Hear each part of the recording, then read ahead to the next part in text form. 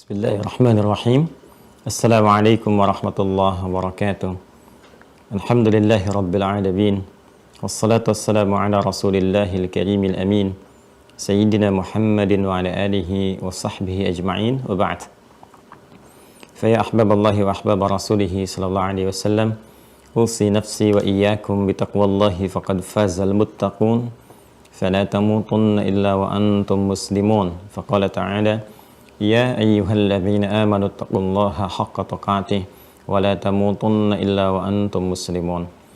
Sebelumnya kita bermohon pada Allah Subhanahu wa taala, semoga Allah senantiasa membimbing kita, kemudian menyehatkan, melindungi kita dan mengantarkan kita pada aktivitas yang diridhai olehnya. Pun demikian kita bermohon kepada Allah semoga saudara-saudari kita yang berkehidupan sampai dengan detik ini namun belum beriman, dikuatkan jiwa mereka, dimantapkan lisan mereka untuk bersyahadat sebelum wafat dan kembali kepada Allah. Demikian para pelaku maksiat dalam beragam jenisnya, dan dimungkinkan kita termasuk di dalamnya, diberikan sentuhan dalam jiwanya, dilembutkan hati mereka oleh Allah Subhanahu wa taala untuk bertobat dan menata sisa hidupnya dengan kehidupan terbaik, hayatan thayyibah, sehingga mampu diakhiri dengan akhir yang mulia, husnul khatimah. Kita mencoba berikhtiar dengan meneruskan kembali kajian kita, masih dalam pembahasan di pokok-pokok keimanan, bagian terakhir dari pokok iman yang pertama atau rukun iman yang pertama, yaitu mengenal Allah, ma'rifatullah, dan segala yang terkait dengan aspek dimaksud. Ini menjadi penting sebagai bagian dari simpul yang paling utama dari 6 simpul yang merangkai kekuatan iman kita, sehingga dengan rangkaian yang kuat itu yang dikenal dengan akidah, ikatan yang kuat, yang kokoh, yang terikat dalam jiwa kita, menempel, sulit untuk dilepaskan, membentuk satu keyakinan tanpa ragu. Keyakinan tanpa ragu itulah yang disebut dengan iman. Bila iman kita ingin kuat, maka kita harus membangun satu pondasi, merakitnya dengan kuat, sehingga bangunan keimanan yang disebut dengan amal itu bisa tegak dan kokoh berdiri, baik tiang-tiangnya ataupun juga sampai ke atapnya. Karena itulah kemudian konsepsi dalam syariat Islam, sebagaimana kita telah uraikan dari sejak awal pertemuan, dibangun dengan 2 hal pokok, yaitu iman dan amal. Iman sebagai pondasinya, amal sebagai titik bangunannya, atau dikenal juga dengan akidah dan syariat. Akidah, ikatan kokoh yang mengikat keimanan dalam jiwa kita, sehingga kita bisa yakin tanpa ragu terhadap apapun yang Allah perintahkan kepada kita untuk membangun rumah-rumah amalan kita, untuk membangun satu tatanan kebaikan yang bisa kita titi untuk menghadap pada Allah Subhanahu wa taala. Maka jalannya disebut dengan syariat. Karena itulah Islam seringkali diibaratkan atau dilukiskan, dikiaskan dengan satu bangunan yang kokoh. Pondasinya adalah iman, tiang-tiangnya adalah amalan. Bangunannya adalah amalan, sehingga salat disebut oleh Nabi sallallahu alaihi wasallam sebagai tiang agama. As-salatu imaduddin. Din yang dimaksudkan Islam. Innad dina 'indallahil Islam. Tiang tidak mungkin berdiri kecuali di atas pondasi yang kokoh. Maka pondasi itulah disebut dengan rajutan-rajutan iman. Cakar-cakarnya mesti kuat menggenggam ke dalam jiwa kita. Karena itulah kemudian kalimat-kalimat salat pun dalam Al-Qur'an dibuka dengan kata iman. Seperti alladzina yu'minuna bil ghaib, iman, wa yuqimunas shalah. Lalu kemudian salat, Al-Baqarah di ayat ketiga. Demikian seterusnya. Dalam rangka itulah kemudian kita mempelajari dulu pokok-pokok keimanan. Pondasi yang 6 ini, alhamdulillah kita telah selesaikan pada bagian yang pertama dari 6 pondasi iman, dikenal dengan rukun iman, yaitu bagian pertama, mengenal Allah Subhanahu wa taala dan segala yang terkait dengannya. Baiklah, kita akan mencoba menyempurnakan setelah membahas aspek teologinya selesai, kemudian hal-hal yang terkait dengan konsepsi peribadatan dalam rangka kita menyembah Allah. Kita harus tahu bagaimana cara memanggilnya, mendekat kepadanya, minta solusi saat sedang dihadapkan pada tantangan-tantangan kehidupan berupa problem-problem kehidupan yang tengah kita hadapi, baik pada diri kita, di rumah tangga, di pekerjaan, kehidupan sosial dan sebagainya. Itu yang telah kita jelaskan dengan pembahasan al-asma al-husna. Kemudian kita juga telah mencoba untuk bisa memahami bagaimana membaca di seputaran kita ini untuk mendekatkan diri kepada Allah. Jika kita mengenal tanda-tanda kebesaran Allah baik di alam, pada diri kita, dan pada setiap hal yang kita berinteraksi dengan itu semua. Bagaimana caranya kita menatap ingat kepada Allah, kita mendengar ingat kepada Allah, demikian seterusnya. Nah, itu nanti bagian terakhir sebagai penutup dalam pembahasan ini. Alhamdulillah kemarin sudah kita selesaikan 8 klasifikasi al-asma al-husna dengan tingkatan-tingkatannya serta praktek merangkainya yang disesuaikan dengan kebutuhan-kebutuhan kita. Bahkan juga kita sudah mencoba membahas satu hadis dari informasi yang disampaikan oleh Nabi Shallallahu Alaihi Wasallam terkait nama-nama Allah yang teragung. Jadi ada rangkaian nama-nama Allah yang teragung yang dengan itu bila kita mampu untuk merangkainya, itu ada satu jaminan yang disampaikan oleh Nabi Shallallahu Alaihi Wasallam untuk mendapatkan satu anugerah percepatan jawaban dari doa. Ya, karena itu mari kita coba sempurnakan. Ada 3 hadis lainnya. Ini sangat berharga karena nanti informasinya akan disampaikan oleh Nabi langsung. Ya, jadi saya hanya mengutip kalimat-kalimat yang merujuk pada informasi hadis-hadis Nabi Sallallahu Alaihi Wasallam, dan esensinya ini berita disampaikan oleh Rasulullah, dan kita yakin bahkan dalam syahadat kita ucapkan bahwa beriman kepada Allah, menyembah Allah, menuhankan Allah itu melalui jalur Rasulullah Muhammad Sallallahu Alaihi Wasallam. Kita katakan asyhadu an la ilaha illallah. Bagaimana memantapkan asyhadu an la ilaha illallah itu? Wa asyhadu anna Muhammadan Rasulullah. Bismillahirrahmanirrahim. Ismullahil a'zam, nama Allah yang tertinggi, yang teragung, ya. Kita akan lengkapi. Saya bacakan dulu pengantarnya. Wa kama anna lillahi hadhil asma, di halaman 31 pengantarnya. Dan seperti diketahui bahwa Allah Subhanahu wa taala memiliki nama-nama terbaik yang telah kita sampaikan, 99 kurang lebih dibagi kepada 8 bagian dan tingkatan. Falahusmu a'zam, maka Allah pun memiliki nama tertinggi, teragung. Idza du'iya bihi ajaba wa idza su'ila bihi a'ta. Jika ada yang berdoa dengan merangkai nama-nama teragung itu, maka doanya akan mengalami percepatan jawaban. Dan bila diminta dengan doa itu atau dengan nama itu, a'ta, maka segera diberikan. Ja'a dzikruhu fi ma yali min ahaditsa. Adapun nama dimaksud tersebut dalam hadis-hadis berikut. Ya, kemarin sudah kita bahas satu hadis yang diriwayatkan oleh sahabat Burairah, semoga Allah meridai kepada beliau, kan? Sekarang kita akan masuk pada hadis yang kedua secara cepat. Ya, 2.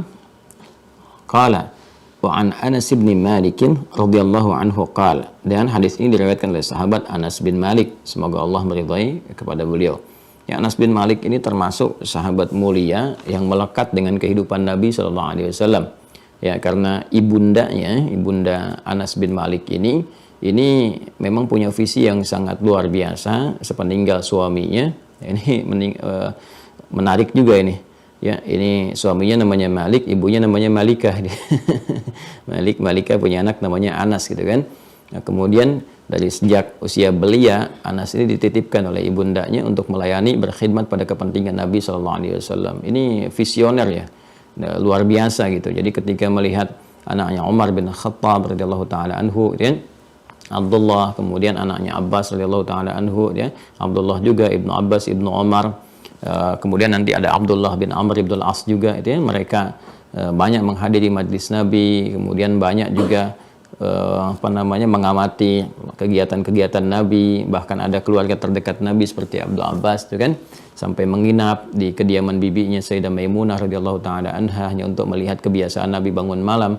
Maka beliau yang sangat luar biasa ini juga melihat anaknya, walaupun single parent, dilihat, Masya Allah, saya juga pengen belajar nih, anak saya pengen pintar, pengen alim kan, pengen jadi bagian dari ulama dan seterusnya. Maka dititipkan untuk berkhidmat melayani Nabi. Tujuannya adalah untuk belajar dari keseharian Nabi dan menimba ilmu-ilmu yang hadir dari Rasulullah SAW, sehingga keberkahannya banyak sekali, bukan hanya ilmu, bukan hanya hadis-hadis, tapi juga mendapat berkah dari doa Nabi SAW. Termasuk di antara sahabat yang usianya panjang dan berkah, ya, man tala umruhu, siapa yang panjang umurnya gitu kan, dan bermanfaat, ya, dan memiliki keberkahan. Jadi diberkahi dengan panjang umur dan juga berkah materi serta berkah ilmu. Lengkap lah ini, mengabdi kepada orang tersaleh, tertakwa di muka bumi. Maka ketika Allah mencintai seorang hamba kan, dan ada hamba lain mencintai hamba yang dicintai oleh Allah, maka cinta itu pun terpercik kepada dirinya kan, dengan mengikuti jalan hamba yang dicintai Allah itu. Allah sangat mencintai Rasulullah SAW. Ada sahabat mencintai Nabi, berkhidmat kepadanya, maka dia mendapatkan percikan dari cinta Allah Subhanahu wa taala. Ya, percikannya saja sudah luar biasa itu. Nah, ini diantara sekian hadis yang diterima disampaikan kepada kita, termasuk satu rahasia. Ya, apa rahasianya? Ini rahasia percepatan dari jawaban doa. Baik, qala Anas menyampaikan, dakhalan nabiyyu sallallahu alaihi wasallam al-masjid. Nabi sallallahu alaihi wasallam itu saat memasuki satu masjid. Jadi yang dimaksud tentunya lebih kepada Masjid An-Nabawi, kan? Wa rajulun qad shalla, sedangkan seorang lelaki telah selesai menunaikan salat, wa huwa yad'u dan dia kemudian berdoa, wa yaqulu fi du'aih, dan dia kemudian membaca dalam doanya. Jadi ada seorang lelaki telah selesai menunaikan salat, Nabi masuk masjid, seseorang telah selesai salat, kemudian dia berdoa, ya kan? Dan dia berdoa kemudian membaca dalam doanya. Apa yang dia bacakan? Mari kita lihat. Allahumma la ilaha illallah antal mannan. Allahumma la ilaha illallah antal mannan. Nah, ini udah kalimat tauhid ya. Jadi kalau kita highlight itu, ya, coba kita garis bawahi dari pertemuan yang kemarin, itu Ismullahil A'zam itu seringkali dibuka dengan kalimat tauhid. La ilaha illallah, la ilaha illa anta.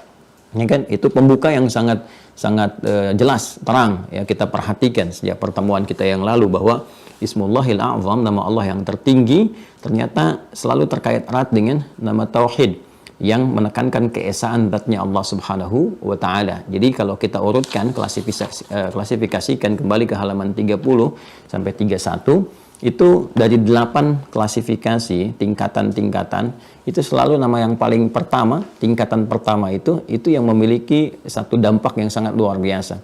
Yaitu nama yang terkait dengan zat, ya, khususnya pada pengesaan Allah Subhanahu wa taala. Ya, karena memang ini adalah penguatan status, penguatan komitmen. Karena saat kita bersyahadat pun, ya, hal yang paling pokok dari syahadat adalah menuhankan Allah, mengesahkan Allah, menepikan yang lainnya.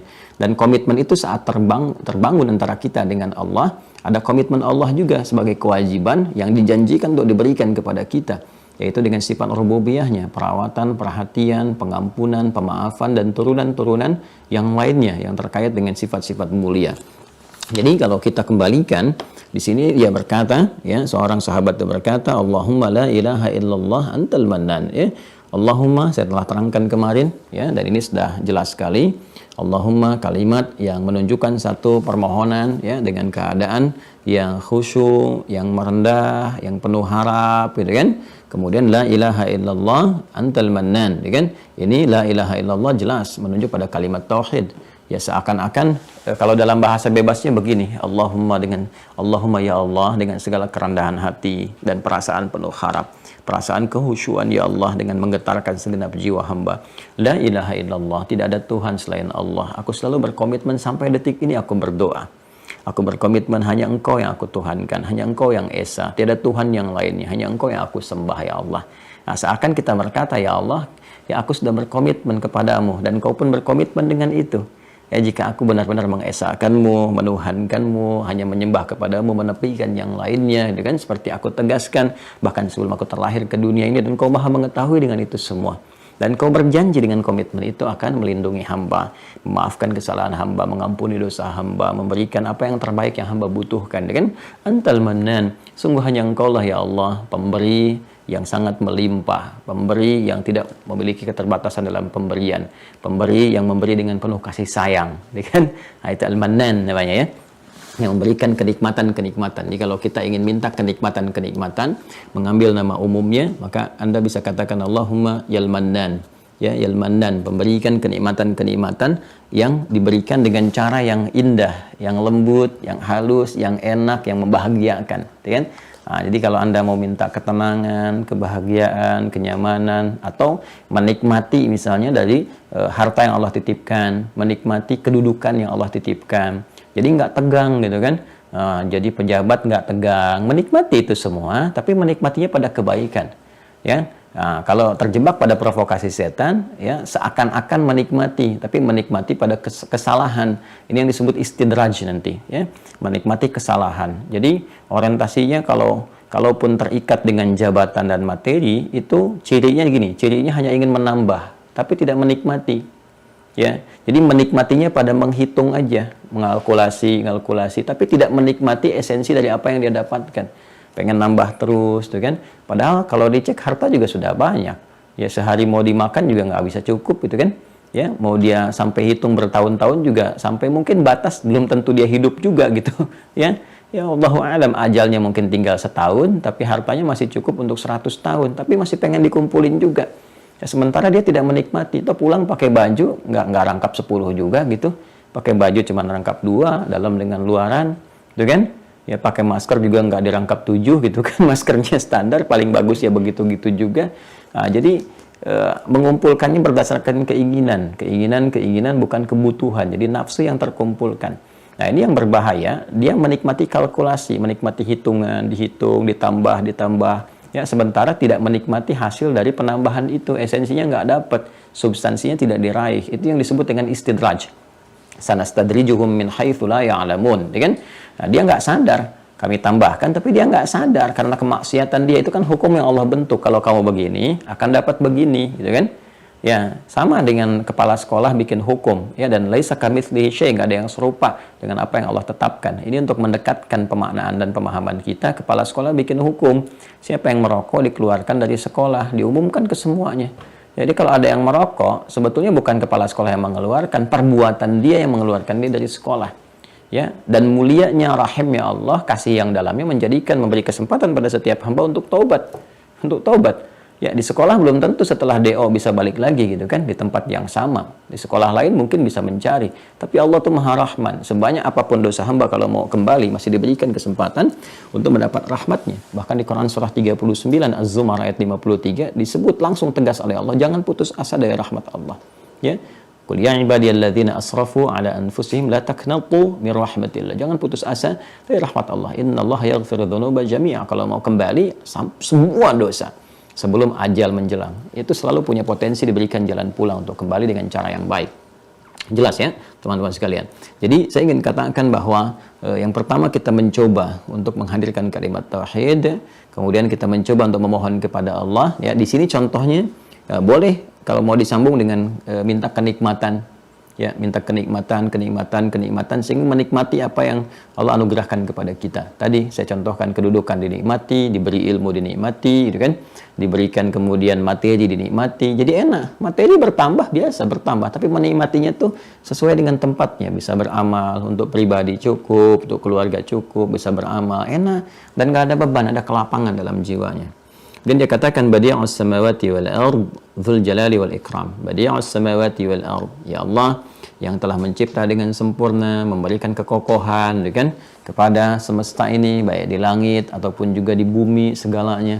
Ya, kalau kita ingin katakan ya Allah seperti Engkau membentangkan semua nikmat-nikmat di langit, di bumi, menjaganya dengan sempurna, dengan nyaman, kan?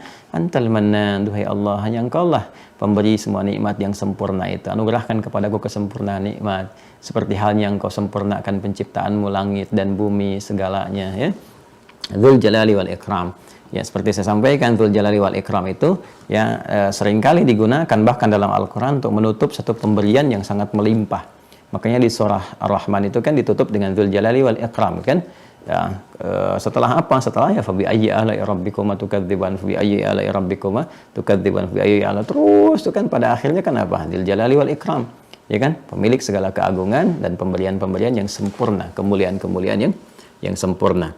Nah, jadi yang menarik apa? Faqala Nabi sallallahu alaihi wasallam, maka Nabi sallallahu alaihi wasallam mengomentari. Jadi begitu dia selesai bermohon tadi, Allahumma la ilaha illallah antal mannan, badi'us samawati wal ard, dzul jalali wal ikram, gitu kan? Sebentar ya teman-teman sekalian, tolong dikondisikan dulu. Ini yang di Zoom ya. Ya, di mute all ya. Baik, sudah. Yuk kita kembalikan ya. Baik, bismillahirrahmanirrahim, kita teruskan. Nah, apa komen Nabi sallallahu alaihi wasallam? Faqala Nabi sallallahu alaihi wasallam, maka Nabi sallallahu alaihi wasallam kemudian mengomentari apa yang disampaikan tadi, ya. Atadruna bima Allah? Kan atadruna, tahukah kalian ya dengan apa tadi dia membaca saat berdoa kepada Allah? Atadruna bima Allah? Kan? Tahukah kalian dengan apa barusan dia berdoa? Ya, apa yang barusan dia baca gitu kan? Dia bermohon kepada Allah. Lalu Nabi menjawab sendiri kan, sebelum sahabat sempat menjawab kan, mungkin mereka diam gitu kan, Allah a'lam, mencari-cari. Nah, kemudian Nabi SAW langsung merespon, da Allah bismihil a'zam. Ya, dia baru saja berdoa dengan menyebut nama Allah yang teragung, alladzi du'iya bihi ajaba wa idza su'ila bihi a'ta. yang saat dia berdoa dengan nama itu, maka seketika dijawab. Dan jika ia meminta, seketika memberi, gitu kan? Maka di sini satu hal yang sangat menarik teman-teman sekalian, ini informasi langsung yang ditetapkan, ditegaskan oleh Nabi Shallallahu Alaihi Wasallam, diverifikasi oleh Nabi bahwa kita bisa copy paste ini ya, langsung nih. Jadi teman-teman bisa tolong di sini bisa di stabilo, gitu kan? Nah, di stabilo atau di garis bawahi, atau Anda salin ulang ya. Jadi kalau lagi pengen minta kenikmatan, kenyamanan, ketenangan, kebaikan, gitu kan? Nah, ini Anda boleh pakai ini, Allahumma la ilaha illallah antal mannan badi'us samawati wal ard dzul jalali wal ikram. Ya, setelahnya kalau mau ditambah pakai kebutuhan keperluan kita, boleh dengan menggunakan bahasa yang kita bisa hadirkan dan kita pahami. Pakai bahasa Indonesia boleh, pakai bahasa daerah juga boleh ya. Anda bisa mengatakan misalnya, ya Allah, anugerahkan keberkahan pada nikmat yang telah Engkau titipkan kepada kami, ringankan hisabnya di yaumil qiyamah, kan? Ya Allah, anugerahkan keberkahan kepada anak cucu kami, anugerahkan nikmat-nikmat terbaik untuk kehidupan mereka ya. Nah, Anda awali dengan ini dulu sampai kalimat dzul jalali wal ikram. Ya, jadi silahkan nanti setelah itu masukkan keinginan-keinginan yang menjadi kebutuhan kita. Apapun kita melihat diri mungkin berbeda satu dengan yang lainnya. Kalau sedang dititipi jabatan, amanah, kedudukan, silahkan kan minta kepada Allah gitu. Teruskan yang ketiga sekarang ya. Nah, ini saya harap teman-teman juga bersiap ya untuk bisa menandai ini, karena ini langsung informasinya Nabi yang sampaikan. Ya, jadi bukan jalur-jalur ulama A, ulama B kan, atau Ustadz A, Ustadz B gitu kan menyampaikan, tapi ini langsung Nabi yang menyampaikan kepada kita. Jadi sangat otentik gitu ya. 3. Haddatsana qala wa an Asma binti Yazid radhiyallahu anha, ya kan? Dan dari Asma bin Yazid, semoga Allah meridai kepada beliau ya. Qalat anna Nabiy sallallahu alaihi wasallam qala, beliau menyampaikan bahwa Nabi sallallahu alaihi wasallam pernah bersabda. Perhatikan kalimatnya. Ismullahil a'zam fi hatainil ayataini. Ini rahasia besar ini. Masya Allah, berbahagialah subuh ini kita diberi kesempatan oleh Allah untuk mendapatkan rahasia ini. Ini Nabi langsung yang sampaikan nih. Perhatikan kalimatnya. Ismullahil a'zam, ya kan? Nama Allah yang teragung, yang tertinggi itu fi hatainil ayataini, bisa didapati di dua ayat ini. Jadi ini langsung nih rahasia dari Nabi disampaikan ya. Kalau tadi kan sahabat berdoa diverifikasi oleh Nabi, sahabat berdoa diverifikasi oleh Nabi. Sekarang Nabi langsung yang sampaikan, nih kalau mau dapatkan nama Allah yang teragung, yang tertinggi, diantaranya dua ayat ini. Ya, dari sekian banyak ayat ya. Jadi kalau Nabi sedang mengkhususkan berarti ada kemuliaan di ayat-ayat yang dimaksudkan. Nih baru dikasih dua ayat kita nih. Ya, yang lain-lainnya kita nanti akan lihat lagi. Nah, yang pertama apa itu? Kata Nabi, A'udzubillahi minasyaitonirrajim. Nabi membacakan ayat wa ilahukum ilahu wahid la ilaha illa huwar rahmanur rahim. Ya, wa ilahukum ilahu wahid la ilaha illa huwar rahmanur rahim. Itu ada di Al-Baqarah ayat 163. Coba dicek ya, Quran surah 2 Al-Baqarah. Di sini nggak disebutkan ini. Biasanya di footnote-nya ada gitu. Nah, ini nggak ada. Nah, lihat teman-teman sekalian ya, di Al-Baqarah ayat 163. Di mushaf standar paling kiri sebelah bawah ya. Wa ilahukum ilahu wahid la ilaha illa huwa rahman rahim. Ya, terus inna fi khalqis samawati dan seterusnya ya. Baik, itu satu. Kemudian wa Fatihatu Ali Imran, dan pembuka surah Ali Imran. Ya, pembuka surah Ali Imran ayat 1 sampai 2-nya. Ya, a'udzubillahi minasyaitonirrajim. Di sini alif lam mim kan? Allahu la ilaha illa huwal hayyul qayyum. Baik, ada ya? Baik, nah ini Masya Allah, ini rahasia. Nah, kalau kita lihat kembali teman-teman sekalian, coba lihat deh. Itu kan yang ada di dua ayat ini nama tauhid semua kan? Nama yang terkait dengan zatnya Allah, keesaannya Allah. Silakan dilihat. Ya, kalau kita kembali ke awal la ilaha illa anta, ya kan? Di sini yang kedua Allahumma la ilaha illallah. Yang di sini ayat yang disampaikan kepada kita pun ya itu senafas, wa ilahukum ilahu wahid la ilaha illa huwa ar-rahmanur rahim, ya kan? La ilaha illallah, la ilaha illa anta, la ilaha illa huwa, ya kan? Nah, kemudian yang di Ali Imran pun demikian. Ya, alif lam mim, gitu kan? Allahu la ilaha illa huwal hayyul qayyum. Itu tauhid juga. Nah, jadi kalau kita melihat kias, analogi kepada dua ayat yang disampaikan oleh Nabi ini, kita sesungguhnya bisa mengeluarkan dengan petunjuk ini ya. Nanti kita akan lihat dari mana memahami seperti ini ya. Dari petunjuk ini kita lihat ayat-ayat tauhid yang di dalam Al-Qur'an ya, yang kita bisa gunakan, baik yang secara langsung menunjuk kepada ya keesaan Allah dan penyembahan kepadanya, ataupun yang menunjuk kepada penafian segala hal yang tidak terkait dengan Allah, seperti puncaknya di Al-Ikhlas yang kemarin kita bahas, ya kan? Allahumma inni as'aluka bi anni asyhadu annaka la ilaha illa anta, gitu kan? Al-ahadus samadul ladzi lam yalid wa lam yulad wa lam yakul lahu kufuwan ahad. Yang hari ini kita dapatkan Allahumma la ilaha illallah antal mannan, itu kan badi'us samawati wal ardh dzul jalali wal ikram. La ilaha illallah lagi. Ya, di yang ketiga ini kita dapatkan ya wa ilahukum ilahu wahid la ilaha illahu warahmanur rahim. Ya alif lam mim Allahu la ilaha illahu wal hayyul qayyum, ya kan? Nah, ini kita bisa keluarkan. Ya, makanya ulama-ulama dulu itu ada yang sebelum berdoa itu ya dia merumuskan tuh ayat-ayat tauhid apa saja dalam Al-Qur'an. Ya, kalau Anda jeli teman-teman sekalian, ulama dulu itu tidak banyak mengajar seperti saya ini 1 jam, 2 jam begini. Dikasih aja rumusan ke orang-orang awam nih. Ya, nih kalau mau berdoa awali dengan ini dulu, baca begini. Lalu mereka dawamkan itu semua untuk memohon kepada Allah. Ini pembukanya. Hanya mungkin kalangan awam kan langsung meminta. Ya, kadang nggak tahu dari mana asalnya kemana. Ya, kita kalau ingin mendalami, kita mengetahui ini maksudnya begini. Dengan ilmu itu semakin kuat merhujam pada jiwa kita. Jadi kita bisa sertakan dengan harapan yang kuat. Ya, wadhkur rabbaka fi nafsika tadarruan wa khifatan wa dulal jahri minal qaul. Ini kalau kita turunkan detailnya, kita dapat ini semua. Jadi kita bacakan, kita bisa meminta, ya Allah dengan penuh harap Engkau berjanji kalau baca ini ya seperti ditegaskan oleh Rasul yang mulia yang tercinta Rasulullah SAW, gitu kan? Terus kita mohon. Nah, makanya teman-teman sekalian pernah lihat ya, kalau ada misalnya imam di daerah-daerah itu dapat turunan tuh ya, riwayat-riwayat bersambung gitu setelah istighfar, astagfirullah, astagfirullah, Allahumma antas salam. Kemudian baca beberapa ayat nih. Wa ilahukum ilahu wahid la ilaha illahu warahmanur rahim, itu kan? Kemudian masuk ke ayat kursi Allahu la ilaha illahu wal hayyul qayyum. Itu kan senapas detil daripada yang Ali Imran ayat kedua itu ya, yang Allahu la ilaha illahu wal hayyul qayyum kan detilnya nanti ada di Al-Baqarah ayat 255. Ya, itu untuk menepikan lu godaan-godaan dari setan, menjauhkan setan dari permohonan kita supaya keberkahan kita terima dengan banyak. Jangan sampai Allah kabulkan, setan juga terlibat di situ, masih punya provokasi, kemampuan memprovokasi sehingga mengarahkan nikmat yang tadinya kita syukuri, dia bawa untuk dikufuri. Ya, konsepsi di Quran surah 14 itu ayat ke-7 ya. Wa idz ta'adzana rabbukum la in syakartum la azidannakum wa la in kafartum inna 'adzabi lasyadid, gitu kan? Nah, kalau kita bisa membawa suasana itu, kan, menjauhkan, mengusir setan dalam permohonan doa kita, tidak menyertakan dia.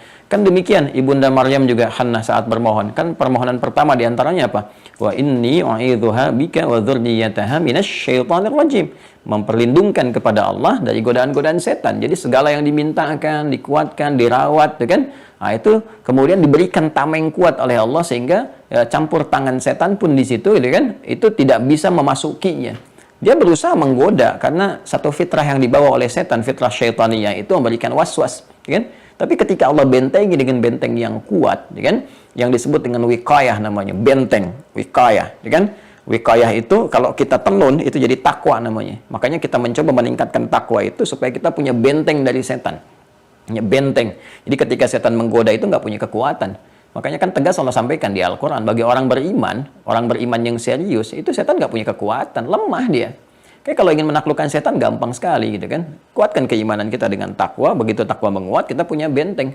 Ya makanya lihat sesuatu yang maksiat gitu kan, langsung dipalingkan. Setan nggak punya kuasa, sepersekian detik langsung pindah gitu kan. Lisan, mau bicara yang kotor aja kita bisa langsung, oh ini nggak tepat, langsung dipalingkan, cahaya hatinya kuat. Itu yang dimaksudkan, gitu kan. Nah, jadi teman-teman sekalian, kita sering dapati ya kalau sudah selesai ada wirid kan. Wirid itu kan seakar dengan kata warada, sesuatu yang tersambung, teriwayatkan, disusun. Ya, dulu ulama kita cuma mengajari itu. Nah, sekarang kita dapat kesempatan untuk menggali dasar pengetahuan. Jadi dasarnya, ilmunya ini ya. Kalau sudah paham, itu kan mula-mula dibimbing tuh. Dibimbing, imam membimbing seperti Rasulullah membimbing juga pada para sahabat kan, dibimbing di belakang Nabi Allah mantasalam ini. Setelah pada hatam, pada bagus, pada advance semua, ya, Masya Allah mereka memahami, mereka pada berdoa sampai kan Nabi komen, itu kan ketika Nabi masuk ke Masjid Nabawi, hadis yang kedua tadi, Nabi masuk ke masjid, seorang selesai sholat dia berdoa, kan? Nabi kan nggak pimpin, dia berdoa tuh. Jadi begitu dia berdoa, Nabi komenin, bagus sekali doa ini nih. Kalau dia baca, ini seketika Allah jawab, dia nama Allah yang teragung, tertinggi. Tapi dapat dari mana dia hal semacam itu? Kan Nabi ajarin awalnya. Gitu kan? Nah, sama orang tua kita juga, imam-imam kita di daerah dan sebagainya mengajarkan tuh. Cuma memang ada level-level masyarakat yang awam, yang nggak punya kesempatan seperti Anda saat ini, gitu kan? Seperti kita saat ini, belajar tersambung, gitu kan? Ya mereka nggak kenal online, nggak kenal ini, nggak kenal itu. Ya, apa itu online? Gitu kan? Tanyakan pada mereka nggak paham, gitu kan? Jadi nggak ngerti dengan semua itu. Mereka taunya ini, ikutin ini, ikut, gitu kan? Apa pekerjaannya sederhana sekali. Namun Masya Allah di balik kesederhanaan itu boleh jadi rahmat Allah lebih banyak dan keberkahannya dilekatkan pada mereka. Mungkin hanya bertani, mungkin hanya berkebun. Saya pernah kalau satu ke daerah itu datang ke musola ini menjelang subuh. Masya Allah itu ada orang-orang yang lirih memohon kepada Allah dengan kalimat-kalimat yang mungkin juga dia nggak sadari. Dengan bahasa Arab yang dia mintakan, ya Allah, ya aku memang merasa masih jauh belum layak mendapatkan surgamu, tapi aku juga ya Allah nggak kuat kalau harus masuk ke nerakamu. Aku memahami ya Allah, aku meyakini Engkau Maha Pengampun, Maha Luas ampunannya. Aku minta ampun ya Allah, minta ampun. Terus dia istighfar gitu menjelang subuh. Terus dia sendiri yang adzan, kan? Walaupun dia tidak mengerti apa yang dia pahami, tapi itu membentuk kebiasaan. Dia datang, dia mohon, ya, dia sholawat pada Nabi dan sebagainya. Saya berkata pada diri saya sampai meneteskan air mata. Saya ingat sekali gitu kan. Ya Allah, ini orang lebih berhak, gitu ya, lebih berhak, lebih utama.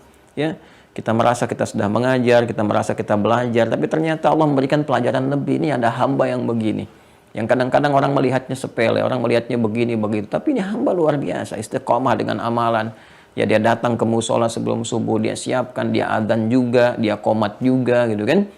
Ya, kemudian dia wirid, dia macam-macam. Dan para ulama kita tuh punya jasa yang sangat luar biasa. Dalilnya ini kita temukan, ya kekinian kita kaji dan sebagainya. Tapi kalau kita dorong amalan itu lewat ilmu, itu pahalanya lebih besar lagi. Ibadah yang disupport lewat ilmu itu jauh sekali, ya, dengan ibadah yang dikerjakan biasa saja dari tingkatan pahala, lipatan gandanya gitu, ya, lipatan gandanya. Tapi diniatkannya dengan ukuran kadar keikhlasan. Ya, nanti banyak kitab-kitab ulama yang membahas bagaimana perbedaan ibadah dengan ilmu, dengan ibadah saja tanpa didorong oleh ilmu. Ya, perbedaan dari segi pahalanya macam-macam sangat luar biasa. Jadi kita bisa hadirkan ini teman-teman sekalian membaca ayat-ayat Quran tertentu, tapi nggak usah kreatif. Kalau nggak mengerti, nggak paham, jangan merangkai-rangkai sendiri, ya. Nggak boleh merangkai-rangkai sendiri. Jadi kita harus berkonsultasi kepada ulama. Nanti ada ayat-ayatnya tertentu berdasarkan petunjuk ulama yang mengerti, yang tahu tafsir, yang tahu ini, gitu kan, macam-macam. Bukan yang cuma nulis-nulis, baca ini, baca itu, gitu kan. Nanti salah-salah baca bisa repot, gitu kan. Ayatnya ayat yang diminta tentang rahmat, kalau yang dibacakan tentang musibah, gitu kan. Nanti jadi masalah, gitu, ya. Nah, nanti ada kalau kita mau lihat misalnya kalau kita ingin memohon kepada Allah limpahan rahmat di keturunan, di materi yang terjaga sambil amalannya apa? Ada amalan yang mengiringi. Misalnya surah 71, surah Nuh gitu kan. Surah Nuh di ayat 10 kan. Sampai dengan ayat 12, wa qul tastaghfiru rabbakum innahu kana ghaffara yursilis samaa 'alaikum midrara kan wa yumdidkum bi amwalin wa banina dan seterusnya gitu kan. Itu kan satu anugerah diajarin langsung oleh Allah. Nih kalau mau minta ini curahan rahmat dari langit gitu kan. Ketika gersang belum turun hujan ini bisa dibacakan gitu kan. Nah, nanti kalau ada ingin misalnya memohon supaya hujan nih berhenti dengan rahmat Allah, nanti ada surat yang lain lagi seperti misalnya surat Al-Lahab, tabat yada abil lahabi wa tab dan seterusnya gitu. Itu ada faedah-faedah tersendiri. Ya, tapi nanti ada amalan yang menyertainya. Ya, ada misalnya diteruskan dengan istighfarnya. Ini nyata ya. Jadi maksudnya nyata yang saya sampaikan ini bukan otak-atik pengalaman ini itu bukan yang dimaksudkan. Ini dari Al-Qur'an ada, keterangan hadisnya ada, ulama banyak praktekkan, kemudian sirah sejarahnya ada. Makanya kalau ngaji itu komplit. Jadi Quran begini, tafsirnya ini, hadisnya ini, terus sirah dilihat bagaimana sahabat praktekan, ya tabi'in bagaimana, terus hasil dari berkehidupannya bagaimana. Kita itu alhamdulillah Allah anugerahkan memiliki pedoman yang sangat komplit dan nyata, bukan fiktif. Bukan fiktif. Ya, bukan kisahnya pun nyata, bukan tokoh-tokoh yang dihadirkan tokoh-tokoh fantasi atau fiktif gitu kan. Nah, jadi kita tuh nyata dan luar biasa. Sebetulnya sih semua ini menunjukkan kebenaran risalah Islam. Kalau nyadar betul dengan keilmuan yang benar, mencari kebenaran, muaranya pasti kembali ke Islam. Silahkan kalau nggak percaya. Banding ini kalimat netral ya, kalimat objektif. Ya, jadi nggak usah pakai emosi mencernanya. Kita mencerna pakai objektivitas kita. Akal yang sehat akan menunjukkan kepada iman yang kuat kalau itu digunakan. Cari aja bandingkan semua. Dari petunjuknya, secara teologi, secara ibadah, secara muamalah, objektif. Dan dahsyatnya di Islam itu, sekalipun Anda sudah mendapatkan semuanya, tetap nggak dipaksa. La ikraha fid din, gak ada paksaan untuk memeluk Islam. Lakum dinukum waliyadin. Ya, apa yang kamu yakini itu pilihan kamu. Apa yang kamu yakini itu yang kami kemudian komitmen mengimplementasikan dalam kehidupan. Tapi masing-masing kita bertanggung jawab ketika kembali kepada Sang Pencipta, kepada Allah Subhanahu wa taala. Silahkan, nanti akan dibuktikan ketika kembali, ya. Kenapa harus saling memerangi? Kenapa harus saling membenci? Kenapa harus saling mencaci? Kenapa nggak diperbandingkan? Ini kan hak dasar. Ya, silahkan pelajari dengan baik. Kemudian dialogkan, berdialog, ambilkan dalil dan sebagainya dan seterusnya, dicerna dengan akal logika kita yang sehat, lihat perjalanannya dari awal sampai akhir, bagaimana kita menemukan satu kebenaran gitu, ya. Dan biasanya kalau sudah kita temukan dan kalau kita bening mencari kebenaran akan mendapat petunjuk, ya, sampai pada akhirnya kita menemukan kebenaran yang sejati gitu. Ya, kembali ke sini ya. Nah, hadis yang keempat teman-teman sekalian. Nah, ini yang saya maksudkan beberapa nanti, ini yang menarik nih, 3 dan 4 ini langsung diberikan petunjuknya oleh Nabi, langsung bersumber dari ayat-ayat Qur'annya. Nanti pada prakteknya kita bisa menyimak turunan dari itu. Haddatsana qala wa an Sa'ad bin Malik radhiyallahu anhu, hadis riwayat dari sahabat Sa'ad bin Malik, semoga Allah meridai kepada beliau. Ya, beliau menyampaikan, sami'tu Rasulullah sallallahu alaihi wasallam yaqul, ya, kata Sa'ad bin Malik, aku pernah mendengar Rasulullah sallallahu alaihi wasallam bersabda. Apa sabdanya? Hal adullukum ala ismillahil a'zam. Maukah kalian aku tunjukkan, ya kan, nama Allah yang teragung, yang paling istimewa. Masya Allah, ya kan? Alladzi idza du'iya bihi ajab wa idza su'ila bihi a'ta. Yaitu nama yang saat kalian, ya kan, jika dipanggil berdoa dengan nama itu langsung dijawab. Jika meminta dengan nama itu, diminta dengan nama itu langsung memberi. Apa itu, penasaran kan semuanya kan? Maka Nabi menjawab, ad-da'wa allati da'a biha Yunus, ya, alaihissalam, yaitu doa yang dipanjatkan Nabi Yunus alaihissalam, haitsu nada fi dhulumati tsalath, ketika beliau kemudian bermohon kepada Allah dalam 3 kegelapan yang dirasakan, ya kan? Nah, ini luar biasa nih. Ya, apa doanya? Yuk kita lihat. La ilaha illa anta subhanaka inni kuntu minadh dhalimin. La ilaha illa anta subhanaka inni kuntu minadh dhalimin. Ini ada di surah Al-Anbiya ya. Di sini nggak disebutkan. Surah Al-Anbiya. Boleh dicatat dulu silakan. Surah Al-Anbiya ayat 87 sampai 88. Ya, ayat 87 sampai 88. Quran surah ke-21 Al-Anbiya ayat 87 sampai 88. Wa dhannuni, ya kan? Ada ayatnya, wa dhannuni idh dhahaba mughadiban fa dhanna an lan naqdir alayhi fanada fi dhulumati alla ilaha illa anta subhanaka inni kuntu minadh dhalimin. Itu yang 87-nya. Ya. Ayat 8-nya fastajabna lahu, ada, wa najjaynahu minal ghammi wa kadzalika nunjil mu'minin. Ada ya? Baik. Nah, sekarang kembali ke bacaan ini. Lihat lagi ya. Kembali ke kitab. Baik. Kemudian setelah itu faqala rajulun, seseorang mencoba bertanya, ya, mengonfirmasi kepada Rasulullah SAW, ya Rasulullah, wahai Rasulullah, hal kanat li Yunus khassa, apakah jawaban dari doa ini berlaku hanya untuk Nabi Yunus saja, gitu kan? Amlil mu'minina ammah, apakah juga kita semua orang-orang beriman mampu mendapatkan, ya, keberkahan, percikan rahmat dari doa yang dipanjatkan ini? Kan Nabi Yunus itu memohonkan kepada Allah. Anda dahsyatnya ya, nama Allah yang paling tinggi itu kalau disebutkan, baru sampai situ aja, itu langsung Allah jawab. Bahkan sebelum kita menyampaikan kebutuhan kita. Ya, Nabi Yunus kan nggak disebutkan gitu kan, di dalam Al-Quran, di redaksi ayat ini kan nggak disebutkan, ya Allah keluarkan aku ya dari perut ikan ini, gitu kan, aku merasakan begini, aku begini, dan sebagainya. Itu baru menyebutkan nama Allah yang tertingginya. La ilaha illa anta subhanaka inni kuntu minadh dhalimin. La ilaha illa anta subhanaka inni kuntu minadh dhalimin. Sampai situ tuh. Jawabannya apa? Fastajabna lahu. Kami jawab langsung seketika. Padahal kan beliau nggak minta begini. Redaksi keluarnya, ya Allah keluarkan aku dari perut ikan ini misalnya. Begini. Yang direkam itu baru ininya.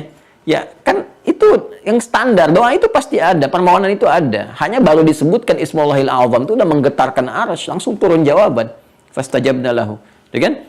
Dijawab langsung. Nah ini cerdas nih satu sahabat Nabi mengonfirmasi, ya Rasulullah, gitu kan, apakah itu bagi Yunus saja, gitu kan, ya alaihissalam, atau kami juga mendapatkan percikan keberkahan dari doa yang dicontohkan Nabi Yunus itu? Maka Nabi lebih cerdas lagi karena beliau dibimbing oleh wahyu. Ya, adabani Rabbi fa ahsana ta'dibi, kata Nabi SAW kan, Allah langsung membimbing aku maka memperbaiki adabku, ilmunya, karakternya, gitu kan, contohnya, akhlaknya dan sebagainya. Faqala Rasulullah SAW, maka Rasulullah SAW menjawab, ala tasma' qaulallahi azza wa jalla, apa kamu enggak nyimak sampai akhir firman Allahnya? Nah, ini juga satu konfirmasi dari Nabi kalau ngaji jangan dipotong-potong, ya. Ini peringatan nih khususnya ya. Khususnya bagi orang liberal nih, ya kan, yang suka motong-motong ayat, ya. Gaji dipotong nggak mau, tapi ayat dipotong-potong gitu.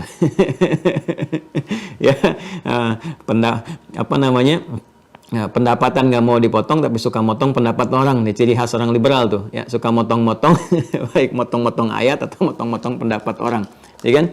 Nah, jadi kembali ke sini ya, dan kita doakan semoga semua punya peluang mendapatkan hak untuk menjadi saleh. Jadi siapapun kita melihat dengan kebeningan hati kita ya, kita memperbaiki perilaku, kemudian memperbaiki argumentasi, tapi tidak diajarkan untuk saling membenci terhadap sosok-sosok dan sebagainya, karena setiap orang masih punya kesempatan untuk apa?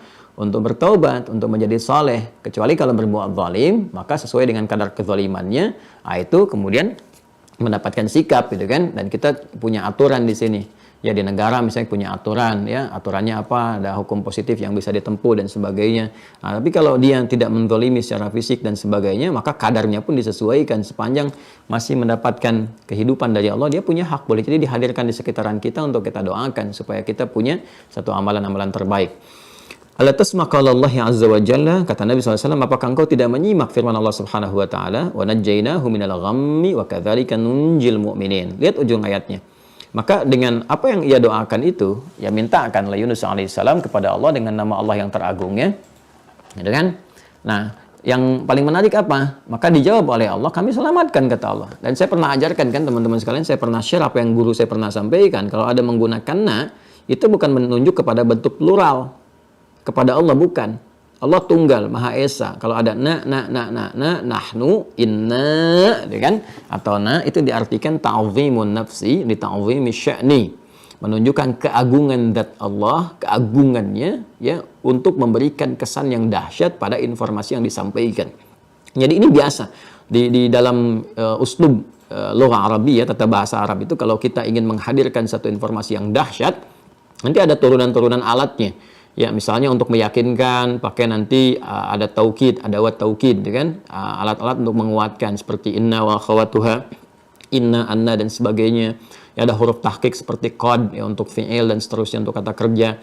Nah, di sini Allah menggunakan na itu kan untuk menunjukkan satu keagungan.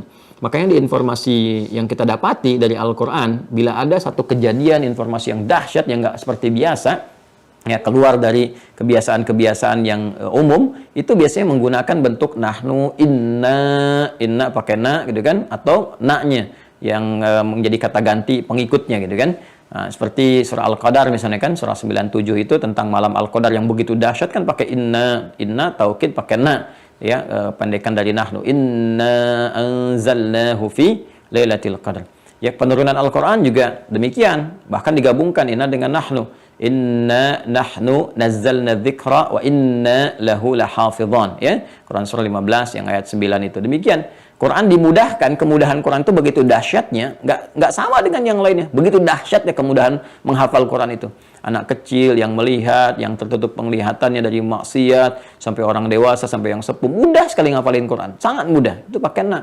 Walaqad yassarnal Qur'ana lidzikr. Fahal min muddakir. Siapa yang bisa menyelamatkan Yunus alaihissalam dalam perut ikan yang besar, terjebak di dalamnya, penuh dengan kegelapan, lelahnya dan sebagainya. Bagi orang yang mustahil bisa keluar dan sebagainya. Ketika semua mengatakan mustahil, ya ajaib kalau bisa keluar. Di luar kebiasaan ini, siapa yang bisa mengeluarkan itu? Maka Allah gunakan keagungannya untuk memberi kesan kepada kita, untuk menuhankan Allah, diberi tanda di situ. Makanya orang beriman itu kalau semakin tinggi imannya, apa yang dilihat itu mendekatkan dia kepada Allah. Makanya redaksinya mengatakan wa najjaynahu, dan dengan keagunganku, kata Allah, ya, dengan kebesaranku, keagunganku, selamatkan ya Yunus ini dengan minal ghammi, dari kegelapan yang menyelimuti. Nah, ini menarik nih teman-teman. Sedikit ya, saya ingin share sedikit saja. Allah tidak mengatakan misalnya minal hut, ya, dari perut ikan itu. Tapi yang dikatakan minal ghammi. Perhatikan baik-baik, minal gham. Ya, apa itu gham? Gham itu asalnya suasana gelap yang menyeliputi. Ya, suasana gelap yang menyeliputi gitu. Ya, kalau kita bawa ke awan mendung, ya, bisa meneduhkan, bisa gelap banget, ya, itu ghamam namanya. Ya, ghamam. Misalnya awan menduhkan, itu artinya panas, datang awan, ngasih teduh gitu kan. Nah, itu biasanya pakai diksi yang positif, pakai ghamam. Ghamam. Misal, Quran surah kedua Al-Baqarah ayat 57. Ya, Quran surah 2, Al-Baqarah ayat 57. Di mushaf standar paling kiri sebelah bawah. Wa dhallalna 'alaikumul ghamama wa anzalna 'alaikumul manna wassalwa. Ada? Ya, wa dhallalna 'alaikumul ghamama, dan kami jadikan naungan untuk umatnya Musa pada saat itu, saking nikmatnya nih gitu kan. Saking nikmatnya orang-orang pada saat itu, Bani Israel itu dikasih oleh Allah supaya mereka langsung melihat tandanya dengan yakin. Oh, ini langsung. Jadi tandanya kan langsung nih. Nih tanda kekuasaanku aku kasih supaya betul-betul yakin terhadap Allah. Kalau tanda udah langsung sedemikian, ini kurang apa coba Bani Israel itu? Nabinya ada depan matanya, tanda kelihatan, mereka dikasih juga, langsung nampak. Tinggal ngambil manisan, pengen manisan tinggal ngambil gitu kan. Makanan tinggal ngambil, di atas awan digerakkan untuk melindungi mereka supaya mereka langsung yakin. Ya, masih membantah juga, ngeyel juga, dikejar-kejar juga nabinya, ada yang mau dibunuh. Kita kasih nabi satu, Nabi Muhammad, dan 15 abad belum pernah lihat, mimpi aja belum tentu ketemu, masih yakin juga.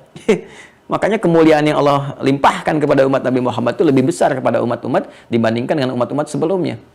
Ya, itu nanti kita bahas di lain episode lah ketika masuk kepada rasul-rasul, ya, pada aspek yang keempat nanti setelah kitab saya akan tunjukkan perbandingan bagaimana kemuliaan yang didapatkan Nabi Muhammad SAW dan umatnya dibandingkan dengan nabi-nabi lain dan umat mereka, gitu kan?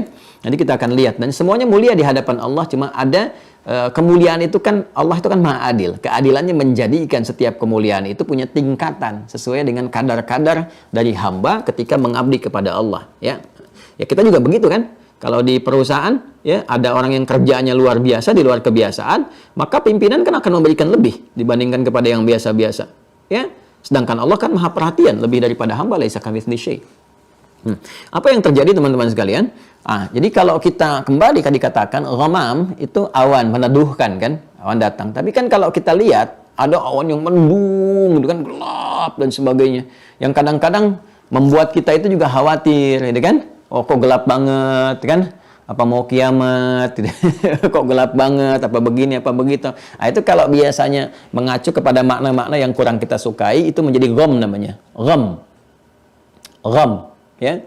Ya, jadi gham itu redaksi umum, sesuatu yang menjadikan kita itu gelap, gitu ya, gelap. Bisa secara fisikal seperti Nabi Yunus mengalami, masuk ke perut ikan besar gini, ya nggak ada kan, PLN kan nggak masuk ke perut ikan paus, kan? Jadi nggak ada penerangan di dalamnya, udah pasti gelap tuh, ya. Kemudian juga ada seperti tadi suasana fisikal kita mengalami hari yang gelap mendungnya luar biasa. Ada lagi yang kiasan, majaz, ya. Seperti apa? Seperti sedang punya persoalan yang berat, kalut dan sebagainya, sampai orang membuat istilah dia sedang gelap mata tuh, gitu kan?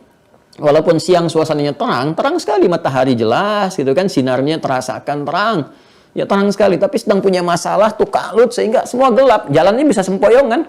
Ya, Anda bisa bayangkan jalan sempoyongan padahal terang semuanya tuh. Kan ada suasana itu didapatkan. Itu gham namanya. Gham. Yang saya ingin katakan adalah bagaimana Allah secara luar biasa menampilkan satu diksi dalam Al-Qur'an. Allah tidak mengatakan wa najjaynahu minal hud. Ya, kami selamatkan Yunus ini misalnya dengan keagungan Allah, kebesarannya dari apa? Dari perut ikan. Tidak, Allah katakan dari kegelapan. Ya, jadi inti yang terbesarnya itu karena apa? Karena kesulitan yang membuat gelap keadaan diri kita itu. Mau dimanapun, dalam perut ikan paus kah? Terlilit masalah kah? Terlilit utang piutang kah? Macam-macam kah? Gitu kan? Nah, dan yang paling menarik, wa kadzalika nunjil mu'minin. Demikian pun kalau ada orang beriman, yakin. Ini kan iman yang disebutkan. Allah tidak katakan nunjil muslimin. Ya, tapi nunjil mu'minin. Kalau ada orang beriman, benar-benar mengamalkan zikirnya Yunus alaihissalam ini, baru dibacakan begitu, Allah selamatkan. Allah bebaskan dari masalah-masalah yang melilit, itu kan, problematika kehidupan, di rumah tangga, di pekerjaan, di sosial. Ini zikir yang bagus. Saya sering sekali mengijazahkan zikir ini dari guru-guru kami juga kan, disampaikan kembali. Tapi syaratnya apa? Mu'minin. Ikatan imannya mesti kuat. Ya, dan menjadi mukmin itu, teman-teman sekalian, ini kan mukminin nih, ya. Bentuk tunggalnya mukmin. Menjadi mukminin, ini mukminin ini bentuknya bentuk nasab di sini kan? Karena jadi objek, dinunjil, kami selamatkan kata Allah dengan keagunganku. Ya, ini siapa yang diselamatkan? Objeknya orang beriman, ya kan? Baik. Nah, kalau dia rafa, diangkat di awal, maka jadi mukminun. Mukminun, mukminin itu sama saja. Kalau jadi objek, mukminin, ya. Kalau dia subjek atau melakukan sesuatu, dia jadi mukminun pakai waw, isim fa'il, ya. Nah, jadi kalau Anda ingin menjadi objek yang ditolong oleh Allah, maka Anda mesti menjadi subjek dulu, berikhtiar untuk mendapatkan pertolongan itu. Cari kalimat mukminun dalam Al-Quran. Ada surahnya, surah Al-Mu'minun. Surah ke-23. Kata Allah, qad aflahal mu'minun. Pakai huruf tahqiq. dijamin kuat, dijamin oleh Allah langsung. Pasti orang-orang beriman itu aflah, menggenggam kebahagiaan, menggenggam kesuksesan. Tapi untuk menjadi mukmin itu bagaimana? Ya, lanjutkan ayatnya, ayat 3-nya kan, ayat 2 dan seterusnya, ayat 2 seterusnya. Alladzina hum fi salatihim khashi'un. Salatnya mesti khusyuk, kan? Nah, kemudian meninggalkan perbuatan yang tidak bermanfaat. Walladzina hum 'anil lagwi mu'ridun. Jauhin tuh yang nggak penting-penting. Yang nggak penting untuk dilihat, nggak usah dilihat. Nggak penting kok, ngapain? Yang nggak penting untuk dikerjakan, nggak usah dikerjakan, nggak penting. Ya, Halil lahir pakai tiup lilin, nggak ada kerjaan. Lilin mati, dinyalain buat ditiup, buat dimatiin untuk apa? Kan nggak ada kerjaan. Ya, dinyalain buat ditiup lagi, ngapain dinyalain kalau mau dimatiin? Jadi kadang-kadang nggak ada kerjaan. Makanya kan di teorinya tingkatan lebih tinggi kan orang kadang suka bercanda tuh, ya. Jadi kalau ada lilin tuh dimasukin kotak, terus mati deh. Tuh kan ditanya, kalau Anda misalnya menyimpan lilin, pakai dinyalain, kemudian ditutup nih, ya pakai satu kotak gitu kan, sehingga tiba-tiba mati gitu. Ini menunjukkan apa? Ya, dijawab dia sama orangnya. Ini menunjukkan tidak ada udara, hampa. Maka dijawab sama orang nanya, ini menunjukkan Anda nggak ada kerjaan. Gitu. Ngapain kalau seperti itu bisa ditiup, dimatiin, ya sama juga. Orang nyalain buat ditiupin, nggak ada kerjaan juga gitu ya. Nah, ini sama saja. Dan banyak hal yang tidak penting dalam kehidupan. Ya kan kita sering kali nih tiap hari berapa kali sih buka WA itu, berapa kali sih buka berita di media sosial, ya. Saya bingung juga tuh, kadang-kadang orang banyakkan online-nya sama handphone ya, gitu kan. Kenapa sih nggak online sama Allah? Katakan Allah yang maha solusi, maha segala aja. Ya, coba dilihat deh sehari buka handphone berapa kali. Ya, bandingin sama buka Quran. Tapi nuntutnya kalau berdoa kan kencang sekali, minta rahmat, minta jawaban sekarang juga ya Allah, jangan ditunda gitu kan. Sebentar latihan kita belum teruji gitu. Ya, kita lihat masing-masing deh, gitu kan. Ya, alladzina hum fi salatihim khashi'un. Lihat salatnya udah khusyuk apa belum? Yang nggak penting-penting ya tinggalkan. Yang nggak penting didengar nggak usah didengar, gitu kan? Ya, ceramah-ceramah yang kalau nggak ada isinya ya nggak usah, gitu kan? Buang-buang waktu, ya. Kemudian berita-berita yang nggak penting nggak usah dilihat, ya, dan sebagainya. Jadi kalau kita berusaha mengendalikan, mengatur, menata pandangan kita pada yang penting saja, maka kita menjadi orang penting di hadapan Allah karena menepikan yang nggak penting dalam kehidupan. Ya, sama kalau kita sering mendengar yang penting-penting, maka kita akan dianggap penting oleh Allah. Karena Allah tuh paling nggak suka hal yang sia-sia. Yang suka yang sia-sia itu setan. Ya, setan, tabdzir namanya. Tabdzir, orangnya disebut mubadzir. Jamannya mubadzirin. Sedangkan Allah mengatakan, innal mubadzirina kanu ikhwana syayatin. Ya, wa kana syaitanu rabbi kafura. Ya, orang-orang yang mubadzir itu, ya, mubadzir dari kata badzara yubadziru, fahuwa bazar. Bazzara yubadziru fahuwa badar, ya. Bazzara yubadziru tabdziran fahuwa mubadzir wa dzaka bazar gitu. Jadi bazar itu orang yang berbuat yang sia-sia. Makanya bazar itu nggak ada isinya gitu. Dan kita doakan juga tuh. Ya, daripada jadi teman setan kemudian kita tarik keluar kan. Itu tafsiran kontemporer. Ya, taba ya tubuh yutuban. Jadi tapi kalau bazar itu seakar itu dengan badzara yubadziru yang sia-sia gitu kan, mubadzirin. Dan sepanjang menjadi hamba tetap kita punya kewajiban mendoakan ya yang baik-baik. Kita senang yang baik aja deh gitu kan, walaupun ada yang nggak baik kita coba bermohon pada Allah supaya dapat kebaikan-kebaikan. Nah, itu latihannya. Anillahu mu'ridhan. Kemudian juga, kalau udah wajib zakat, cek. Kalau mau lebih dahsyat lagi, belum wajib zakat, tapi pengen infak konsisten, walaupun cuma 1.000 misalnya sebulan. Jangan dilihat cuma dalam pandangan kita. Tapi kan Allah melihat lebih dari situ. Allah tuh melihatnya keikhlasan. Ya, orang bisa mengeluarkan 1.000, dia cuma dapat 5.000 sebulan, dia keluarin 1.000 tuh. Luar biasa kan? Sama dengan orang dapat 5 miliar, keluarin 1 miliar. Belum tentu bisa. Gitu. Jadi selalu kita melihat kedalaman jiwa kita untuk mengeluarkan sesuatu dengan baik itu luar biasa gitu ya. Nah, kemudian apa? Li furujihim hafizun, jaga kehormatan diri kita. Ya, jaga kehormatan diri, jaga kehormatan keluarga. Itu kalau sudah kita berlatih, status naik dari amanu, amanah, amanu jadi mukmin, mukminun. Kalau sudah jadi mukminun, itu mukmin itu identitas yang melekat. Ya, isim fa'il itu melekat kuat dengan tandanya. Jadi kebiasaan. Nah, itu kalau sudah ada kekuatan iman, punya cahaya yang kuat, terang. Nuruhum yas'a baina aydihim wa bi aymanihim. Begitu sudah menguat cahayanya, terus dia mau pengen apapun, dia tinggal minta sama Allah. Ya sudah penting kok, orang penting. Ya, orang penting aja kan kita terima, kita senang datang. Ini orang penting dianggap penting oleh Allah. Ya, apalagi ketika dengan cahaya yang kuat itu dia menyebut nama Allah yang tertinggi. La ilaha illa anta subhanaka inni kuntu minadh dhalimin. Nabi Yunus itu kan nabi, rasul, orang mulia, dekat dengan Allah, diutus, masih mengaku zalim. Rendahnya luar biasa tawadhu'nya. Ya, merasa salah nih aku, ya Allah, aku zalim nih. Harusnya aku nggak tinggalkan umatku, aku begini, aku begitu. Padahal Allah jalankan itu kan dengan hikmah.